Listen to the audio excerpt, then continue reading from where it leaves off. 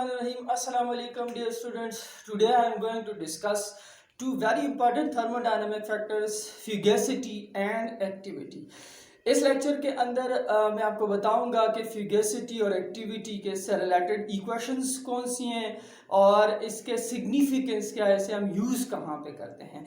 तो let's start our lecture upon fugacity and activity. तो इस पे जाने से पहले एक रिलेशन जो मैं ऑलरेडी आपके लिए डिराइव कर चुका हूँ और इसके लिए वीडियो भी जो है वो मेरे यूट्यूब चैनल के ऊपर मौजूद है। वो रिलेशन क्या था बेटा? It was the relation between Gibbs free energy with pressure. तो उसके लिए इक्वेशन क्या है जी? Del G is equal to nRT ln of P2 by P1। ये मैं ऑलरेडी आपके लिए डिराइव कर चुका हूँ। Call this equation 1। Equation 1 is applicable for ideal gases. ये इक्वेशन 1 जो है सिर्फ आइडियल गैस के लिए जो है वो एप्लीकेबल है। ऐसा क्यों है आपके पास? इस वजह से अगर आप देखें तो इस इक्वेशन में जो वॉल्यूम V है वो आपके पास बराबर है nRT बाय P के। ठीक है, यहां से मैंने लिया हुआ आपके पास। तो चूंकि ये वॉल्यूम मैंने लिया है फ्रॉम आइडियल इक्वेशन, ठीक है, जो आपके पास आइडियल गैस इक्वेशन है उससे लिया हुआ है। इससे रिलेटेड जो प्रेशर हुआ वो भी क्या होगा? ये आइडियल प्रेशर, जो वॉल्यूम हुआ वो भी क्या हुआ जी? आइडियल वॉल्यूम हुआ। तो आपको पता है from the two faulty assumption of kinetic molecular theory of gases, जो कि वॉल्यूम के बारे में ये कहती है कि actual volume of the gas molecule is negligible as compare to that of total volume. इसका शॉर्ट अगर मैं आपको बताऊं तो इसका मतलब ये है कि जो आइडियल गैस के मॉलिक्यूल होते हैं they are very far away from each other. उनके दरमियान जो स्पेसेस होती हैं वो इनफाइनाइट होती हैं, बहुत ज़्यादा होती हैं आपके पास। तो इस वजह से जो टोटल वॉल्यूम होता है वो आपके पास बहुत ज़्यादा होता है as compare to the volume of the gas molecule. और इसके बाद दूसरा पोस्टुलेट भी आपको पता है कि there is no force of attraction between the ideal gas molecule. क्योंकि वो बहुत दूर दूर होते हैं, इस वजह से जो भी आपके पास वैन डर वाल इंटरैक्शंस हैं या force of interaction, force of attraction है, वो न होने के बराबर होती है फॉर द आइडियल गैसेस। तो जब आप इन दोनों पोस्टुलेट्स को ज़हन में रखते हैं तो फिर हम पहले भी वैन डर वाल इक्वेशन में भी ये बात कर चुके हैं कि जो प्रेशर है फॉर आइडियल गैस वो उसका मैग्नीट्यूड जो होता है वो ज़्यादा होता है। क्यों? कि जब मॉलिक्यूल एक दूसरे को अट्रैक्ट करेंगे in case of real gases, तो उस अट्रैक्शन की वजह से आपके पास वो जो गैस के मॉलिक्यूल हैं उनका कुछ ना कुछ रब्त बन रहा है एक दूसरे के साथ। अब वो उस इंटेंसिटी के साथ कोलिजन नहीं कर रहे with the walls of container, जिसकी वजह से वो प्रेशर डेवलप नहीं हो रहा रियल गैसेस में, जो कि आइडियल केस में हम कंसिडर करते हैं। तो इस वजह से हम अक्सर कहते हैं the pressure possessed by an ideal gases is of greater magnitude. इससे हम एज्यूम करते हैं कि भाई वो ग्रेटर मैग्नीट्यूड का प्रेशर होगा, क्योंकि आइडियल केस एग्जिस्ट नहीं कर सकता। इस वजह से मैंने एजम्पशन का लफ्ज यूज किया। रियल के केस में वो प्रेशर कम क्यों हो जाता है?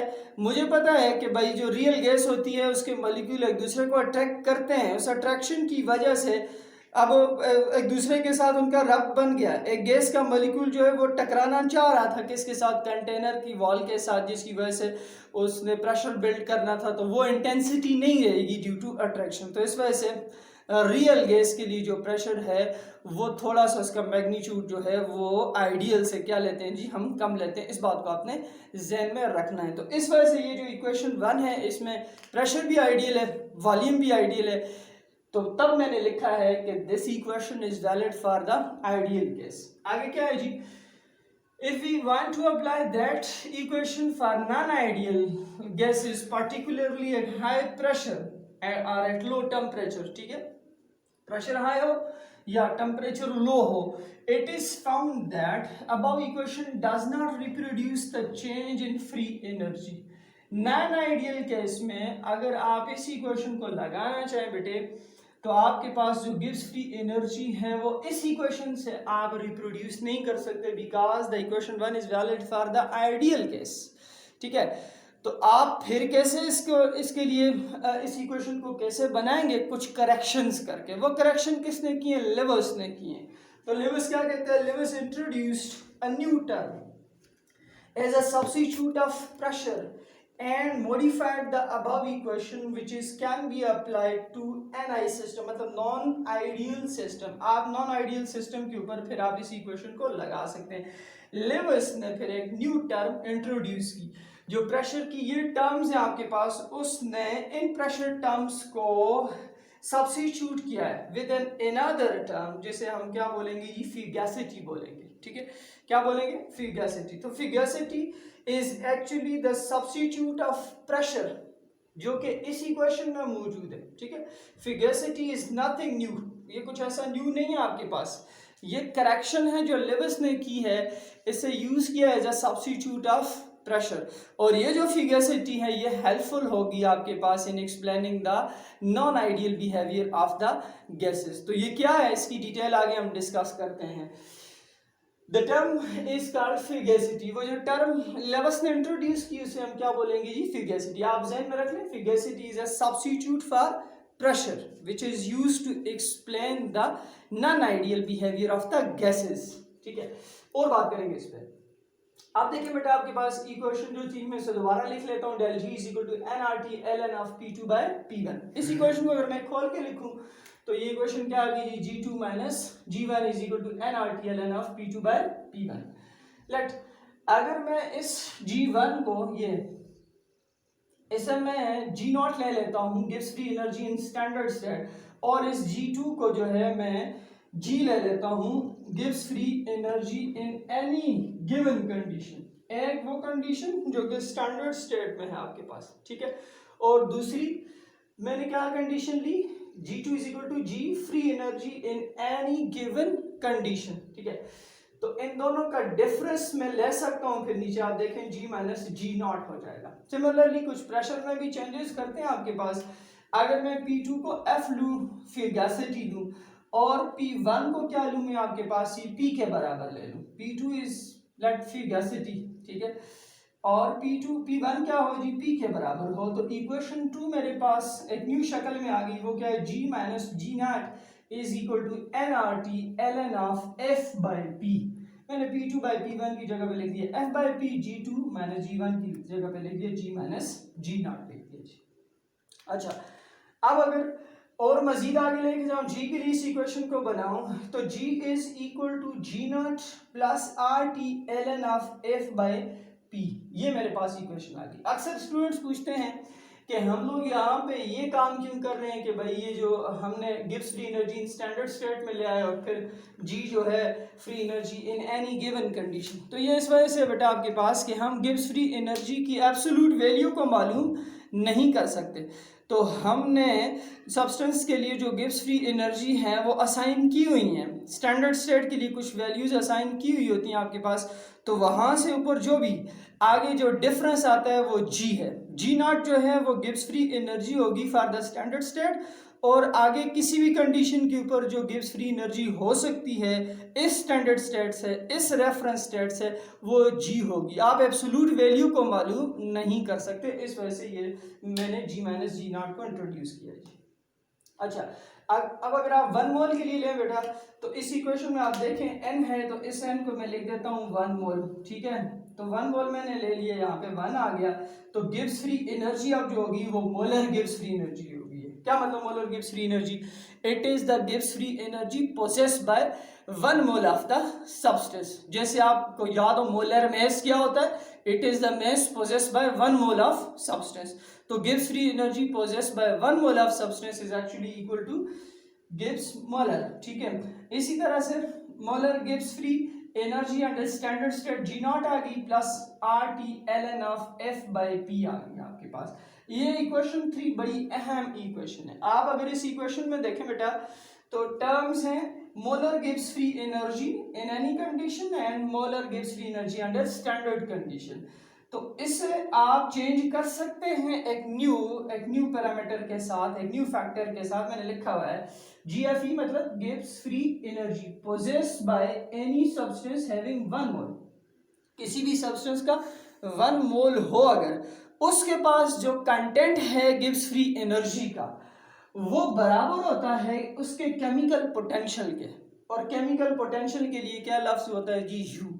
मैं फिर से बता देता हूँ, केमिकल पोटेंशियल एक न्यू टर्म इंट्रोड्यूस की, कंफ्यूज नहीं होना है, it is actually equals to the Gibbs free energy possessed by 1 mole of substance. तो आपके पास केमिकल पोटेंशियल को मैं जी एम और जी नॉट एम की जगह पे लिख सकता हूं। तो मैंने सिर्फ क्या किया, यहाँ पे म्यू लिख दिया आपके पास इनकी जगह पे, mu of any ith component, ठीक है, under any condition is equal to mu of any ith component under standard condition plus R T L N of F by P के बराबर आ गया आपके पास। तो 3 में और इस इक्वेशन में फर्क क्या है बेटे, सिर्फ यही फर्क है कि यहाँ पर मैंने जो है वो मोलर गिब्स फ्री एनर्जी की जगह पे केमिकल पोटेंशियल को लिख दिया। अब ये वाली टर्म भी बड़ी अहम है, इसे भी आप ध्यान में रखें, इसे मैं और डिटेल में आगे एक्सप्लेन करूंगा। ये जो एफ बाई पी की रेशो है, ये हमें एक बहुत ही जबरदस्त किस्म का थर्मोडायनेमिक जो फैक्टर है म्यू, जिसे हम बोले कोफिशिएंट ऑफ फ्यूगेसिटी के बारे में बताता है। ठीक है, इसे आप याद रखना, आगे सिग्निफिकेंस में सबसे ज्यादा ये यूज होगा। ये जो फैक्टर है, दोबारा से रेशो है फ्यूगेसिटी अपॉन प्रेशर पी की। ये जो है आपके पास ये इक्वल होता है टू द कोफिशिएंट ऑफ फ्यूगेसिटी।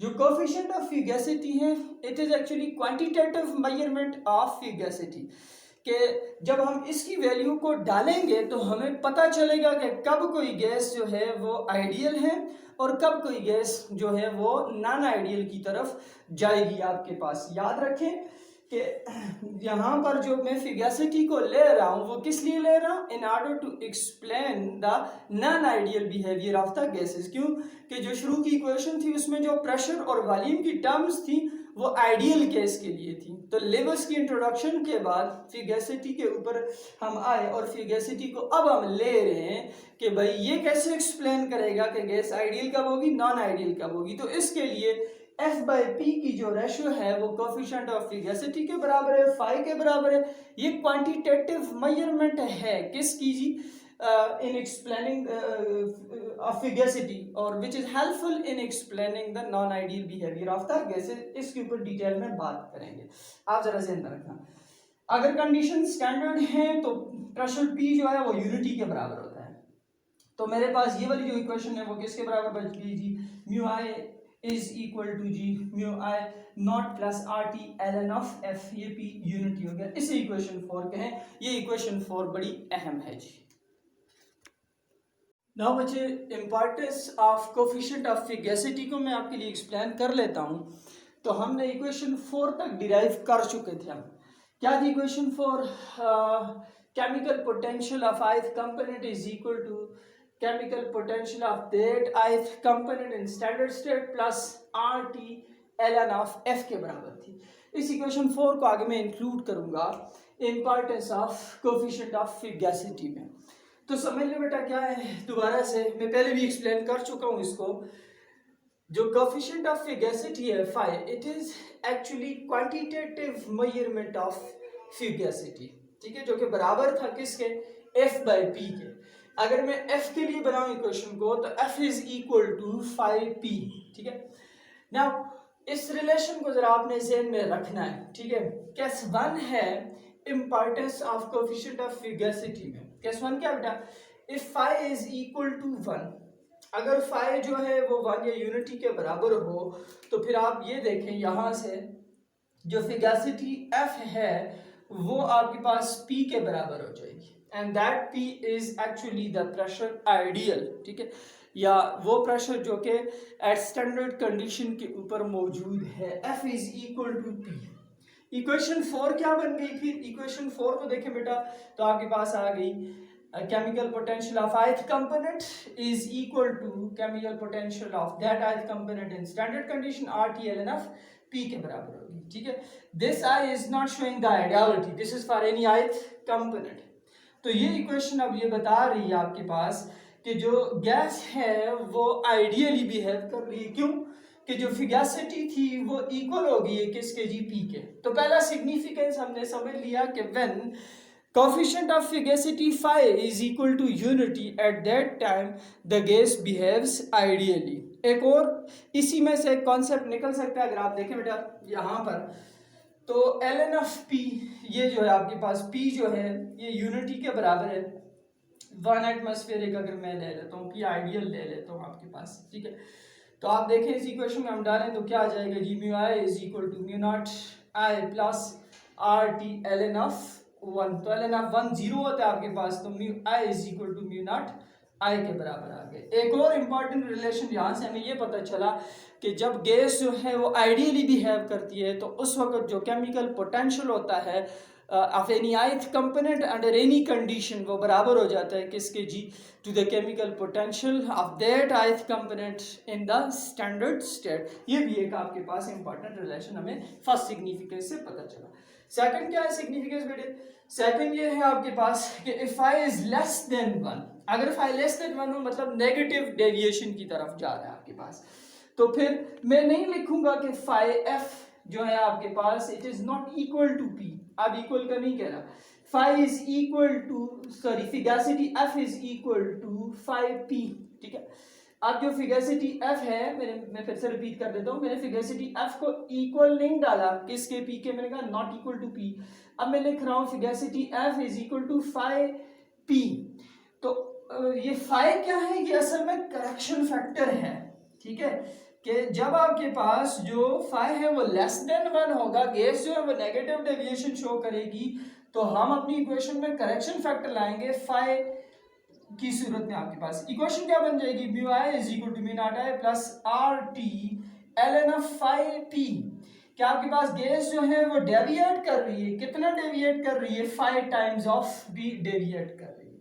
तीसरा केस, अगर किसी भी सूरत में आपके पास पॉसिबल है कि आपके पास जो फाई है वो ग्रेटर देन 1 हो, मतलब अगर किसी भी सूरत में, ठीक है, किसी भी सिचुएशन में ऐसा हो जाए, ऐसा पॉसिबल हो जाए कि जो रिपल्सिव फैक्टर्स हैं वो बहुत ज़्यादा हो जाए as compare to the attractive factors, तो आपके पास जो फाई है वो ग्रेटर देन 1 अगर काउंट हो रहा हो आपके पास, तो फिर भी आप ये देखें तो आपने ये नहीं लिखना कि fugacity F is equal to P, फिर भी आपने क्या लिखना होता है, fugacity F is actually equal to 5 times of P. यहाँ पे जो फाई की वैल्यूज होंगी वो आपके पास ग्रेटर के लिए होंगी। इक्वेशन वंस अगेन वही होगी, mu I is equal to mu not I plus R T L N of 5p। अब ये होगी, ये भी वैलिड है आपके पास किसके लिए जी, पॉजिटिव डेविएशन के लिए। तो ये 3 सिग्निफिकेंस थे हमने क्वांटिटेटिवली बताए।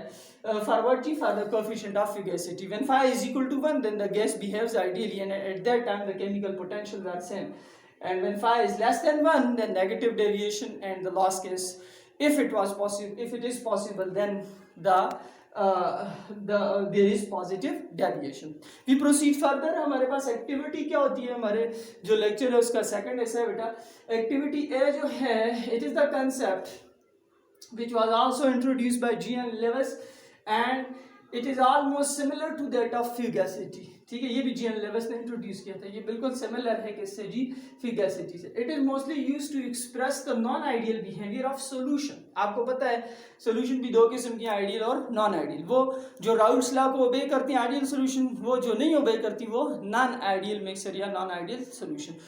तो non ideal behaviour of solution को एक्सप्रेस करने के लिए हम एक्टिविटी को यूज करते हैं। अच्छा, टॉपिक पे जाने से पहले 2 चीज़ें अपने लिए समझ लें। एक होती है आपके पास एक्टिव कंसंट्रेशन और दूसरी होती है आपके पास ऑब्जर्व्ड या मोलर कंसंट्रेशन। याद रखें बेटा, जो भी गिवन कंसंट्रेशन या ऑब्जर्व कंसंट्रेशन होती है आप उसे मोलर कंसंट्रेशन कहते हैं, तो वो एक्टिव सारी की सारी नहीं हो सकती, वो सारी की सारी कंट्रीब्यूटिंग नहीं हो सकती, वो सारी की सारी पार्टिसिपेटिंग नहीं हो सकती किसी भी सॉल्यूशन के लिए। आइडियलिटी के सेंस में हम ले लेते हैं कि all the concentration is active, ठीक है, लेकिन ऐसा मुमकिन नहीं है। उसमें से कुछ हिस्सा जो होता है आपके पास वो नॉन पार्टिसिपेटिंग होता है, नॉन कंट्रीब्यूटिंग होता है आपके पास।